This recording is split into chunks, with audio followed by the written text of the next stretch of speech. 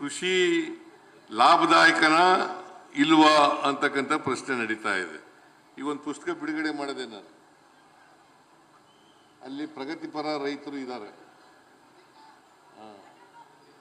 ಇದು ಮಾಡಿದೆ, ಈ ಪುಸ್ತಕ ಬಿಡುಗಡೆ ಮಾಡಿದೆ.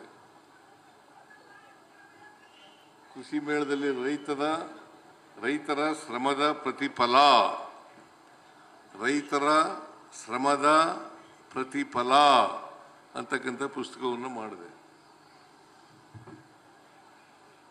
ಯಾಕೆ ಇದನ್ನು ಮಾಡಿದೆ ಅಂತಂತಂದ್ರೆ, ವಿಶ್ವವಿದ್ಯಾನಿಲಯ ಈ ಪುಸ್ತಕವನ್ನು ಯಾಕೆ ಹೊರತಂದಿದ್ದಾರೆ ಅಂತಂದ್ರೆ,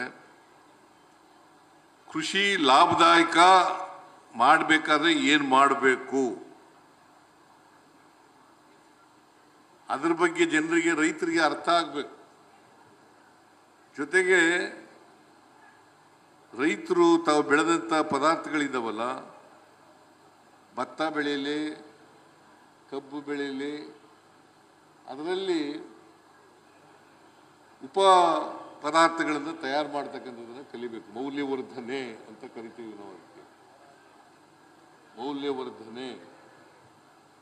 ನಾವು ಬೆಳೆದಂಥ ಪದಾರ್ಥಗಳನ್ನು, ಈಗ ಭತ್ತ ಬೆಳೆದ್ಬಿಟ್ಟು ಭತ್ತ ಹಂಗೆ ಕೊಟ್ಬಿಡೋದು, ಕಬ್ಬು ಬೆಳೆದ್ಬಿಟ್ಟು ಹಂಗೆ ಕಬ್ಬು ಕೊಟ್ಬಿಡೋದು, ರಾಗಿ ಬೆಳೆದ್ಬಿಟ್ಟು ಹಾಗೆ ರಾಗಿ ಕೊಟ್ಬಿಡೋದು, ಜೋಳ ಬೆಳೆದ್ಬಿಟ್ಟು ಹಾಗೆ ಜೋಳ ಕೊಟ್ಬಿಡೋದು, ಇದರಿಂದ ಪ್ರಯೋಜನ ಆಗೋದಿಲ್ಲ.